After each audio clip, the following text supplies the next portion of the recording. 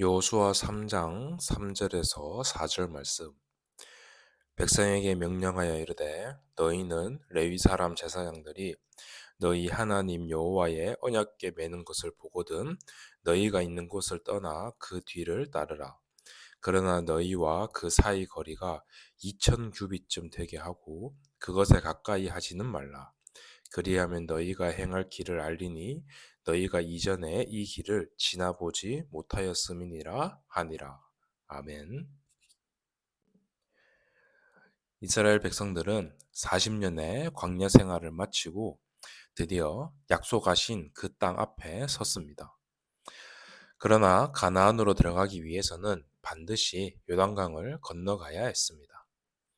당시 요단은 수확기라서 물이 범람하는 계절이었습니다. 사람의 능력으로는 도저히 건널 수 없는 장애물이 눈앞에 놓이게 되었던 것입니다. 우리의 삶에서도 이런 요단강 같은 일을 만나게 됩니다. 넘어설 수 없어 보이는 문제, 앞이 보이지 않는 미래, 해결되지 않는 관계와 그런 두려움들. 여호수아 3장은 이런 상황 속에서 하나님이 어떻게 길을 여시는지를 보여줍니다. 제사장들이 맨 언약궤가 제일 먼저 요단강 향해 갔습니다. 백성들은 그 뒤를 따라갔습니다. 언약궤는 단순한 어떤 상징물이 아니라 하나님의 임재를 의미하는 언약궤였습니다. 하나님은 우리보다 모든 상황을 더 잘 알고 계십니다. 그래서 우리가 가기 전에 먼저 그 길을 가고 계신 것입니다. 우리가 두려워 떨고 있을 때 하나님은 이미 요단강 물에 발을 담그고 계십니다. 그래서 오늘 말씀은 이야기합니다. 하나님이 먼저 앞서 가신다. 그리고 오늘 말씀은 언약궤와 그 우리의 사이가 2천 규빗쯤 되게 하고 가까이 하지는 말라라고 이야기합니다. 이것은 약 900m 정도의 거리로 너무 멀지도 너무 가까이 하지도 않는 거리를 둔 상태를 이야기합니다. 이 말은 수백만 명의 백성이 언약궤를 보기 위해서는 뒤에서 멀리서 따라가야 한눈에 모두가 그 하나님을 임재를 바라보면서 나아갈 필요가 있기 때문에 그렇게 했습니다. 또 하나님은 가까이 오시는 분이지만 동시에 가볍게는 다룰 수 없는 거룩한 하나님이심을 의미하기도 합니다. 우리는 하나님을 가까이 있다고 언제나 하나님을 찾을 수 있다고 해서 하나님에 대한 경외심을 잃어버리면 안 됩니다. 하나님에 대한 경외심을 잃어버린다면 그것은 교만입니다. 거리를 둔다는 것은 하나님에 대한 경외한 마음을 가지고 하나님을 바라보고 나아가면서 순종하는 마음을 보여주는 것입니다. 기도와 말씀 없이 살아가면서 하나님 왜 내 인생은 인도하지 않으세요? 라고 물을 때가 많이 있습니다. 하지만 우리는 그 전에 먼저 나 자신에게 물어봐야 합니다. 그런 하나님의 인도하심을, 하나님의 임재를 볼 수 있을 만큼 내가 삶의 거리를 유지하고 있는지 우리는 그 질문을 먼저 해봐야 합니다. 왜냐하면 하나님은 우리가 알지 못하는 순간에도 우리를 앞서 인도하고 계시기 때문입니다. 요단강은 스스로 갈라진 것이 아닙니다. 하나님의 언약궤를 따라가는 가운데 제사장들이 발에 물이 잠겼을 때 멈추기 시작했습니다. 홍해가 갈라졌을 때랑은 또 다른 상황입니다.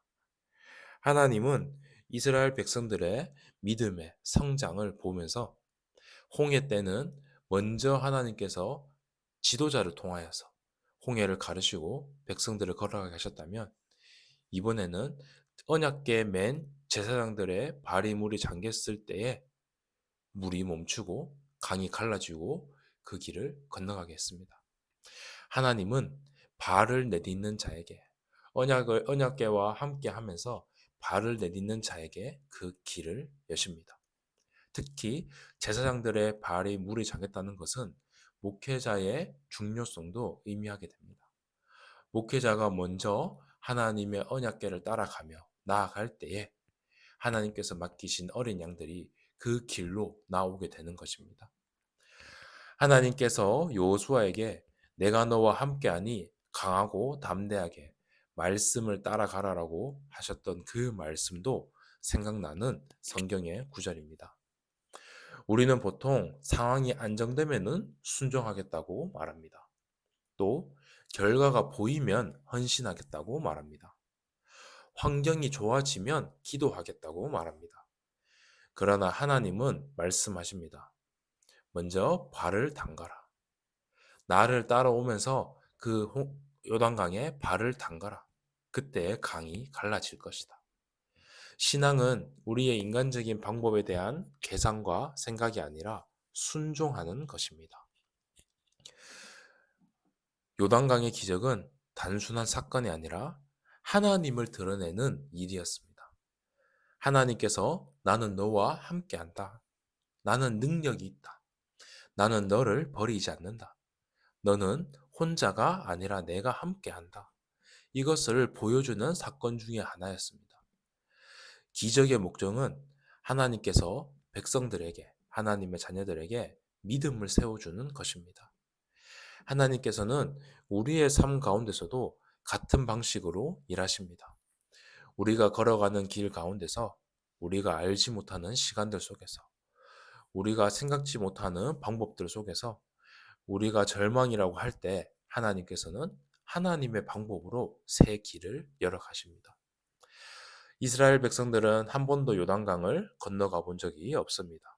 또 요단강을 건너가서 가나안 땅을 정복해 본 적이 없습니다. 한 번도 이런 인생의 전환점을 맞이해 본 적이 없었습니다. 우리도 마찬가지입니다. 처음 맞는 문제, 새롭게 겪는 고난, 새롭게 감당해야 될 책임, 또 처음 직면한 관계의 변화, 이런 것들이 다가오게 됩니다.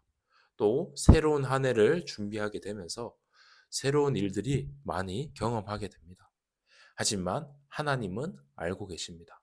이미 그 길을 앞서 가시기 때문입니다.